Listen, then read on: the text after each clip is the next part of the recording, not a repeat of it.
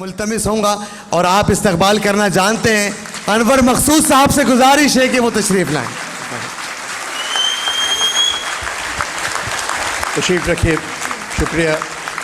Please تشریف رکھیں آپ لوگ.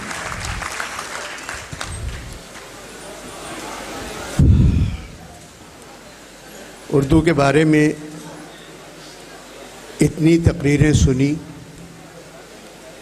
جی چاہ رہا ہے میں سندھی میں بات کروں.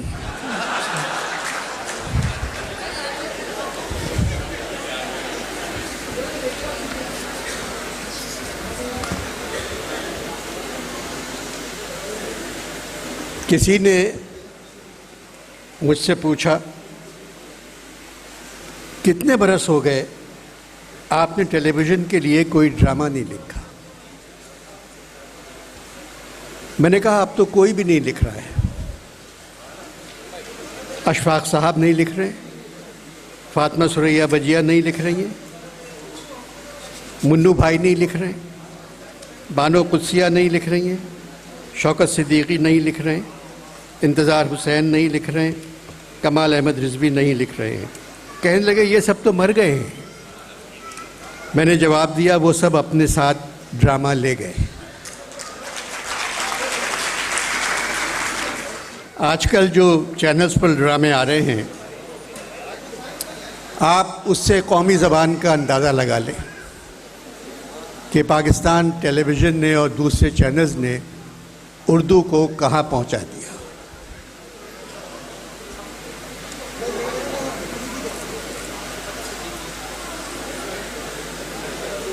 اردو کو کہاں پہنچا دیا.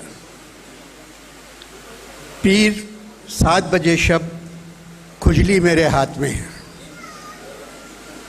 یہ ڈرامے کا نام ہے.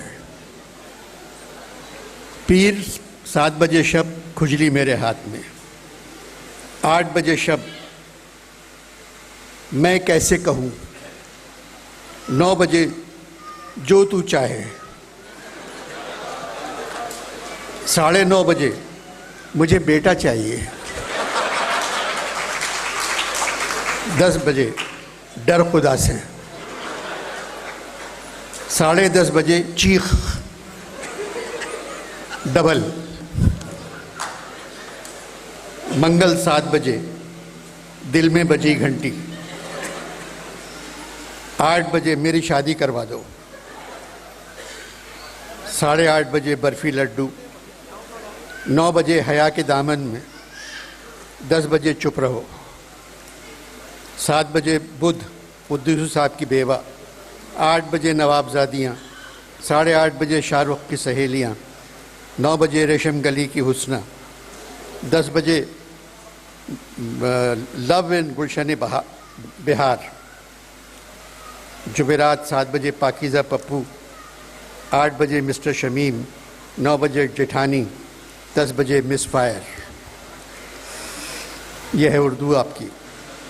اتوار 8:30 بجے میرے پاس تم ہو،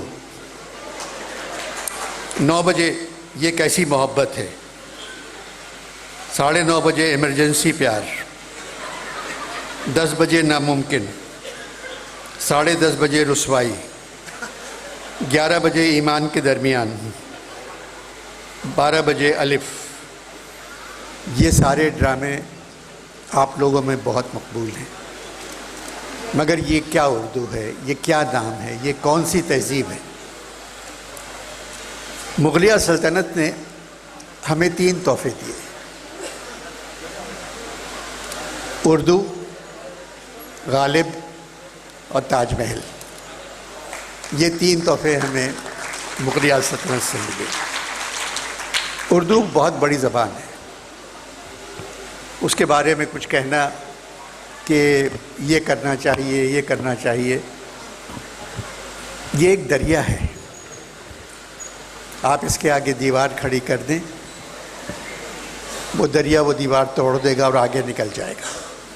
یہی اردو زبان ہے.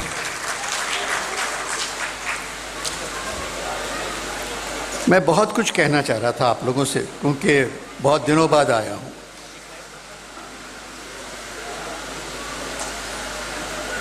ایک کانفرنس ہوئی تھی اس کے آخری دن بولنے والا صرف میں ہی تھا۔ وہاں جانے سے پہلے میں نے علامہ اقبال کو خط لکھ کر بتایا میں آکسفورڈ ادبی کانفرنس میں شرکت کے لیے اسلام آباد جا رہا ہوں۔ ان کا جواب آیا، انور مقصود، ادبی کانفرنس میں شرکت کے لیے اسلام آباد جا رہے ہو، کیا ادب ابھی تک اسلام آباد میں زندہ ہے؟ ادب کا مطلب جانتے ہو؟ عادات و مذاق میں اعلیٰ معیار، با اخلاقی اصول، شائستگی، تہذیب تمیز، کسی کی عظمت یا بزرگی کا پاس، احترام، نظم و نثر کا سرمایہ، تہذیب جو ایک قوم کو دوسری قوم سے ممتاز کرے، جن باتوں سے تم لوگ ناواقف ہو چکے ہو، پھر ان کی کانفرنس۔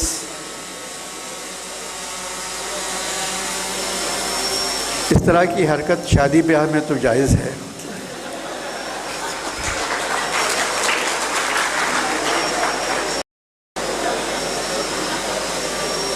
جن باتوں سے تم لوگ ناواقف ہو چکے ہو، پھر اس کی کانفرنس۔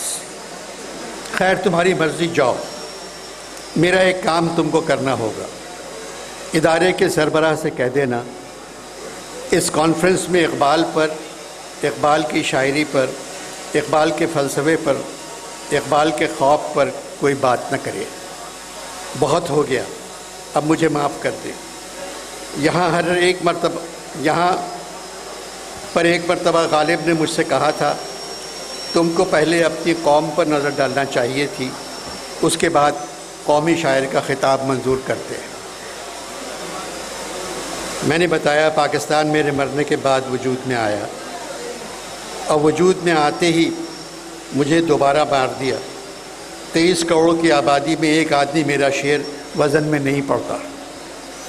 عارف حمید بھٹی کا تو میں یہاں بے چینی سے انتظار کر رہا ہوں، تم لوگ مجھے وہاں نمبر 1 شاعر کہنا چھوڑ دو۔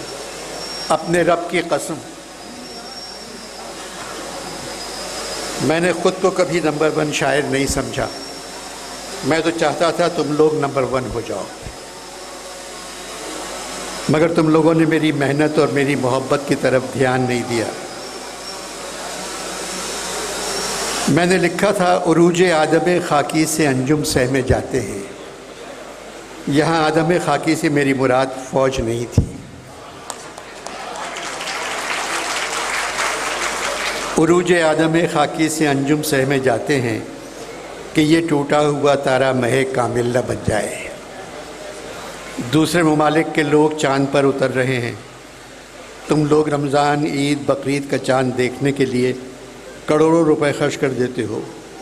جو لوگ چاند کو تلاش کرتے ہیں ان کو اپنا کمر بند نظر نہیں آتا تو چاند کیا نظر آئے گا؟ 22 مولویوں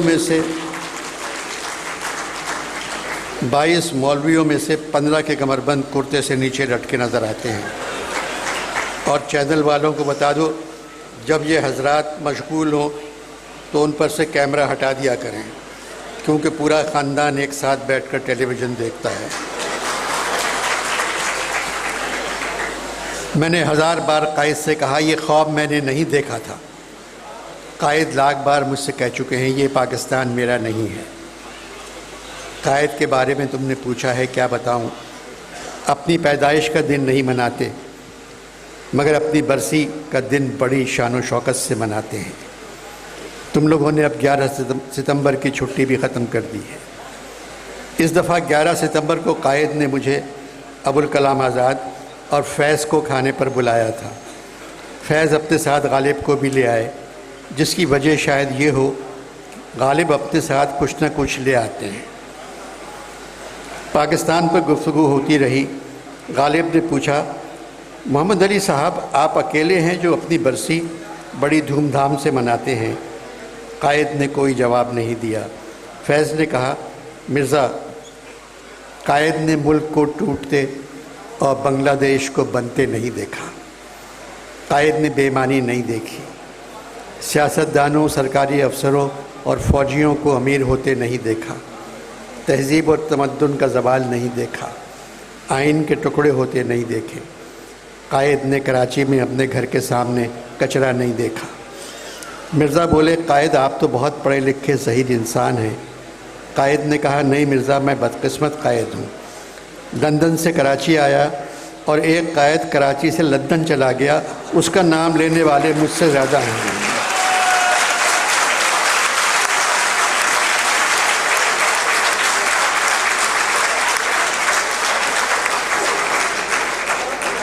مرزا نے کہا پھر پاکستان بنانے کی کیا ضرورت تھی؟ مولانا آزاد نے کہا میں نے بھی محمد علی سے کئی مرتبہ کہا۔ اب پھر یہ اس پہ ایک تحریر ہے، وہ لمبی ہے۔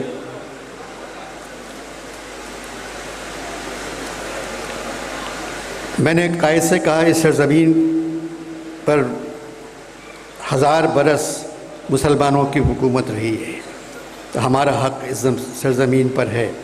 قائد نے کہا مولانا آپ کو ماضی نے جکڑ رکھا تھا، میں مسلمانوں کے مستقبل کے بارے میں سوچتا تھا۔ آج ہندوستان میں مسلمانوں کے ساتھ کیا ہو رہا ہے؟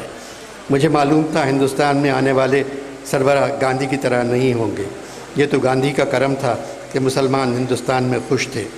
مرزا بولے محمد علی گاندھی کا نام بھی کرم چند تھا۔